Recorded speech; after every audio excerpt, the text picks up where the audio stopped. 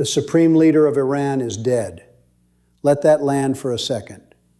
Ayatollah Ali Khamenei, the man who ruled 90 million people with an iron fist for 35 years, the man who funded Hezbollah, armed the Houthis, backed Hamas, and orchestrated decades of terror attacks against American soldiers and American allies.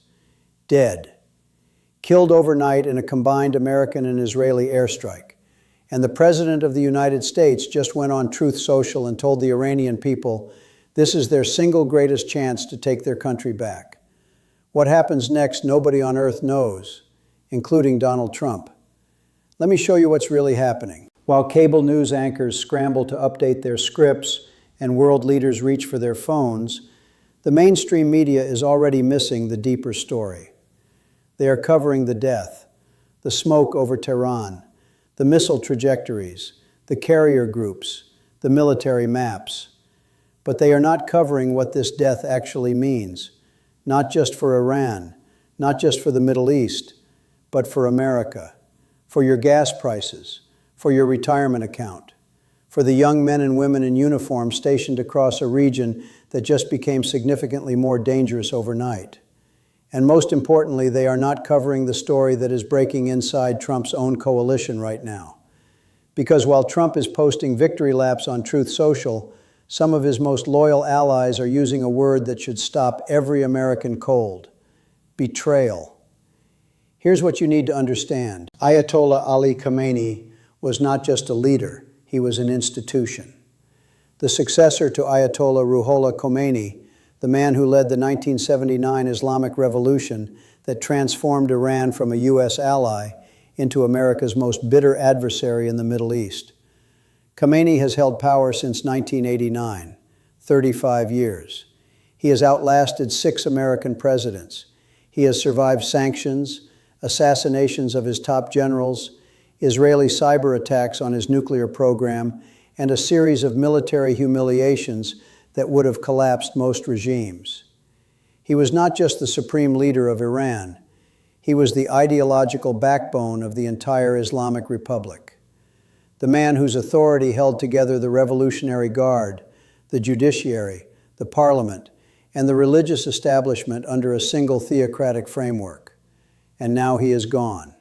CNN confirmed his death, citing Iranian state media. Trump confirmed it on Truth Social, calling Khamenei one of the most evil people in history, and saying the Iranian people now have their greatest chance to reclaim their country. Israeli sources confirmed it. The question that every analyst, every intelligence agency, and every government on earth is now asking simultaneously is the same question: what fills the vacuum? But before we get to that question, and it is the most important question of this entire story, let me show you something that happened in the hours after the strikes were announced that the mainstream media is glossing over completely. Marjorie Taylor Greene posted on X. And what she said should shock you, not because of who she is criticizing, because of who she is. Marjorie Taylor Greene has been one of Trump's most ferocious defenders since the moment he came down that escalator in 2015. She has stood by him through 2 impeachments, through January 6th, through the criminal indictments, through everything. She is not a never-Trumper. She is not a rhino. She is the embodiment of the MAGA movement in the United States Congress. And here is what she wrote about Trump's Iran strikes. It's always a lie and it's always America last. But it feels like the worst betrayal this time because it comes from the very man and the admin who we all believed was different and said no more. Read that again. The worst betrayal. From the very man we believed was different. That is not a Democrat. That is not a mainstream Republican establishment figure trying to undermine Trump. That is his own base. The people who have defended him through everything are now using the word betrayal on day 1 of this war. And if you think that is just one voice, just one congresswoman having a moment, understand what that quote represents. It represents the anti-interventionist wing of the MAGA movement, the America First voters who supported Trump specifically because he promised no more foreign wars, no more nation building, no more sending American soldiers to die in Middle Eastern conflicts that have nothing to do with American interests. Those voters are watching their president do exactly what they voted against, and they are saying so out loud. Now let me show you why they feel that way. Because Trump's own justification for this war is already contradicting itself. Trump said Iran was rebuilding its nuclear program. He said the long-range missiles posed an immediate risk to American allies in Europe and American troops overseas. He said the threat was imminent and required immediate action. Those were the justifications: imminent threat, immediate danger. That is the legal and constitutional basis for launching military strikes without congressional approval. And then Trump said this. In a video released from Mar-a-Lago early Saturday morning, he looked into the camera and said, "We're doing this not for now, we're doing this for the future." Stop right there. We're doing this not for now, we're doing this for the future. That is not the language of an imminent threat. That is not the language of a clear and present danger requiring immediate military action. That is a president admitting publicly in his own words that the threat he used to justify this war was not actually imminent enough to require the action he just took. And CNN reported that Trump's claims contradict U.S. intelligence assessments. The intelligence community's own analysis does not support the level of imminence Trump claimed publicly. This is not a small detail. This is the entire legal foundation of the war, and it is already cracking on day one. Senator Jack Reed, the top Democrat on the Armed Services Committee, put it plainly. Against the clear wishes of the American people, President Trump has thrust our nation into a major war with Iran, one he never made a case for, never sought congressional authority for, and for which he has no endgame. No endgame. Let that phrase sit with you for a moment, because it is the most important two words in this entire story. Trump has committed the United States to overthrowing a foreign government and ending a 47-year revolution. He has done it without congressional approval. He has done it without a public case made to the American people. He has done it without telling anyone what success looks like or how it ends. And he has done it against the backdrop of the most significant historical parallel that should make every American deeply uncomfortable: Iraq. CNN's own analysts are drawing the comparison explicitly, and it is impossible to avoid. The Iraq War started with claims of an imminent threat that turned out to be overstated. It started without a genuine plan for what comes after the initial military victory. It started with shock and awe that looked decisive in the first days and unraveled into years of chaos, insurgency, and instability that destroyed a presidency and cost thousands of American lives. George W. Bush's second term never recovered. The Republican Party spent years in the wilderness after Iraq, and the Middle East is still living with the consequences of that decision today, more than 2 decades later. Trump rose to political power in part by hammering the Iraq War. He called it a disaster. He called it a lie. He used it as a weapon against the Republican establishment for years. And now, CNN notes with devastating irony, Trump has become the latest president to willingly plunge into a new Middle East conflict, started on questionable intelligence, without congressional authority, without a stated endgame. The man who built his brand on America First and no more foreign wars just launched the biggest American military operation in the Middle East since the 2003 invasion of Iraq. And here is where it gets really interesting, because Trump himself seems to sense the historical weight of what he has done. When asked about his staying power, he told Axios, "I can go long and take over the whole thing, or end it in 2 or 3 days and tell the Iranians, see you again in a few years if you start rebuilding." That statement tells you everything about how Trump is thinking about this. He is already presenting 2 completely different versions of what this war is: either a swift, decisive strike that ends in days, or a long campaign to take over the whole thing. Those are not variations on the same strategy. Those are 2 entirely different wars.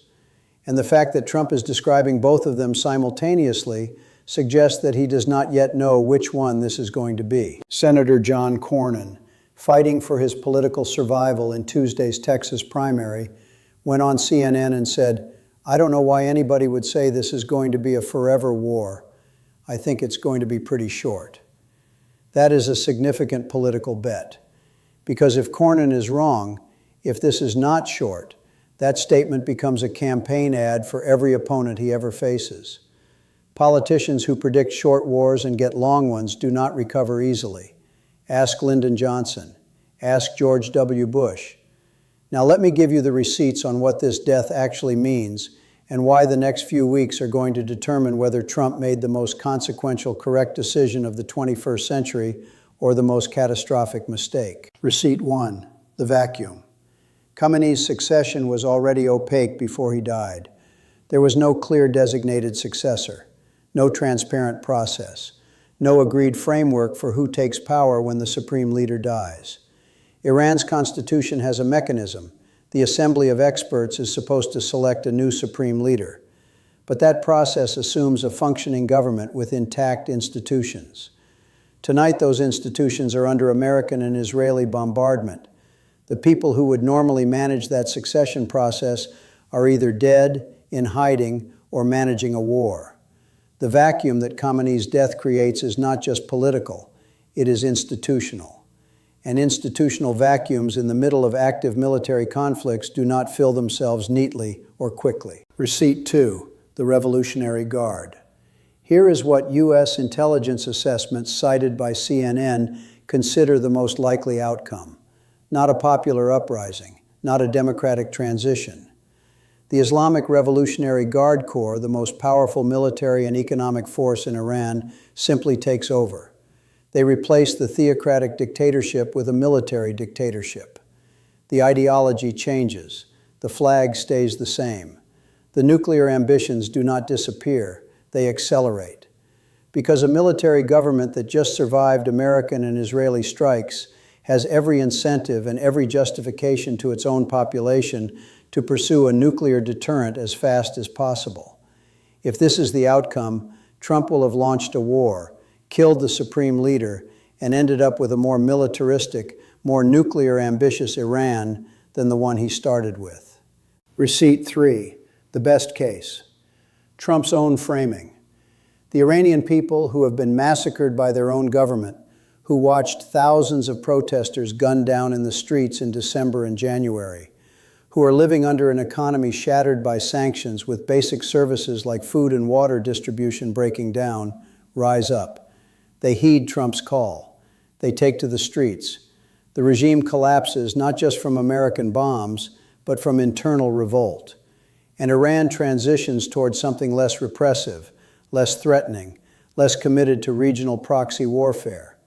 Alex Vatanka from the Middle East Institute told CNN that the level of hatred Iranians have for their regime after the January massacre creates a genuine window of opportunity. The regime is weak, Vatanka said. It's not just the sanctions. It's the fact that they did what they did and kept massacring their own people. That scenario is real. It is possible. And if it happens, history may remember Trump very differently than his critics expect. Receipt 4, the worst case. Central authority collapses entirely. The Revolutionary Guard fractures. Armed factions emerge across the country. Regional warlords fill the vacuum in different cities and provinces. Civil war begins. A refugee crisis of historic proportions destabilizes Turkey, Iraq, the Gulf states, and potentially Europe. The kind of chaos that makes the Syrian civil war look contained. Iran is not a small country. It is not a weak state. It is a nation of 90 million people with significant military capacity, complex ethnic divisions, and a geography that makes outside intervention almost impossibly complicated. If central authority breaks down in Iran, the consequences do not stay inside Iran's borders. They spread across the entire region for years, possibly decades. Receipt 5, the counterattacks already underway. Iranian forces have already struck back, missiles launched against Israel, Iranian drones crashing into targets in Bahrain and Qatar, a drone hitting a luxury hotel in a tourist area of Dubai. These are not symbolic gestures. These are real attacks on American allies happening right now. The Israeli government has declared a state of alert. American bases across the region are on the highest alert, and every one of these counterattacks carries the risk of escalation. If an American soldier dies in a retaliatory strike on a U.S. base in Iraq or Syria, the pressure on Trump to respond with further military force becomes enormous. And further military force means deeper involvement. Deeper involvement means longer war. And longer war means the question of endgame. The question Senator Reid raised becomes impossible to avoid. Now let me talk about what this means for you personally. Because this is not just geopolitics, this is your money, your energy costs, your economic stability. The Strait of Hormuz carries roughly 20% of the world's daily oil supply. Iran has the capability to threaten that strait. Oil futures have already spiked. If Iran moves against the strait, even partially, in retaliation for these strikes, energy prices do not just rise, they surge. Everything that moves on a truck costs more. Everything that requires energy to produce costs more. The inflation that has been weighing on American consumers for the past year comes roaring back with a force that no domestic economic policy can easily offset. Trump has been trying to talk down inflation at kitchen table speeches across America. A Middle East war driving oil prices higher undoes all of that messaging overnight. If you have a 401k, look at it today. Then look at it again at the end of the week. The volatility we are seeing in markets is not a blip. It is the global financial system trying to price an outcome that nobody can confidently predict. And markets hate uncertainty more than they hate bad news. They can price bad news. They cannot price the unknown. And right now, the unknown is enormous. Here is what you need to watch in the days ahead. First, watch whether Iranian counterattacks escalate or de-escalate. The initial strikes on American allies in Bahrain, Qatar, and Dubai were alarming but limited. CNN's analysts raised the question of whether that reflects diminished Iranian capability after years of sanctions and Israeli strikes on its proxy network, or whether Iran is keeping its most significant options in reserve for a later moment. If the counterattacks stay limited, the immediate crisis may stabilize. If they escalate, especially if American personnel are killed, the conflict enters a new and much more dangerous phase. Second, watch the succession process in Tehran. Who emerges from the chaos of the next 72 hours to claim authority over the Iranian state will tell you almost everything about which of the three scenarios is unfolding. A Revolutionary Guard general consolidating power looks like scenario 2. Signs of popular protest and institutional breakdown look like either scenario 1 or scenario 3. Watch the streets of Tehran as much as you watch the military maps. Third, watch Congress. Senator Reid has already called this unconstitutional. The War Powers Resolution requires the President to notify Congress within 48 hours of committing U.S. forces to hostilities, and limits unauthorized military engagement to 60 days without congressional approval. Trump has launched this operation without congressional authorization. Whether Congress acts to assert its authority, or whether it rallies behind the commander-in-chief, as it typically does in the early days of a military operation, will shape the political and legal landscape for everything that follows. Fourth, watch Trump's approval ratings over the next 2 weeks. He entered this operation with his worst ever approval numbers heading into the midterms. Military operations typically produce short-term rallies in presidential approval, but those rallies are conditional on the operation appearing to succeed. If the narrative shifts from decisive action to quagmire, from liberation to chaos, the rally effect evaporates and Trump faces the midterms with a war, rising energy prices, and an increasingly fractured base. Fifth, watch Marjorie Taylor Greene. She is the canary in the coal mine for the MAGA base. If she continues to speak out, if other prominent MAGA figures join her, if the anti-interventionist wing of the movement finds its voice and holds it, Trump faces a political problem that no amount of military success can fully solve. He cannot win the midterms without his base, and his base is telling him on day one that this feels like a betrayal. The real story here is not the death of Khamenei, as significant as that is. The real story is the question that Senator Reid asked and that nobody in the White House has answered. What is the end game? What does success look like? How does this end? Trump told Axios he can go long or end it in 2 or 3 days. But Iran has already said it has prepared itself for a long war. And in conflicts between a superpower looking for a quick win and a regional power willing to absorb punishment and wait, history does not consistently favor the superpower. Trump rose to power promising to end the era of reckless foreign military adventures. He hammered Iraq. He hammered Libya. He hammered every president who committed American military power without a clear objective and a clear exit. And now here he is. 47 years after the Islamic Revolution changed the Middle East forever, Trump has launched the most audacious American military gamble since 2003. Without congressional approval, without a public case, without a stated endgame, with his own most loyal allies already calling it a betrayal. Whether he is remembered as the president who liberated Iran or the president who lit the Middle East on fire and walked away depends entirely on what happens in the next few weeks. And right now, nobody, not the Pentagon, not the CIA, not the government of Israel, not the government of Iran, and certainly not the man monitoring operations from Mar-a-Lago, knows the answer to that question. What we do know is this: the supreme leader of Iran is dead. America is at war without an endgame. His own base is already fracturing, and the bill for all of it, in lives, in dollars, in oil prices, in geopolitical stability, has not yet arrived. But it will. It always does. Watch Tehran. Watch the oil markets. Watch Congress. Watch the MAGA base.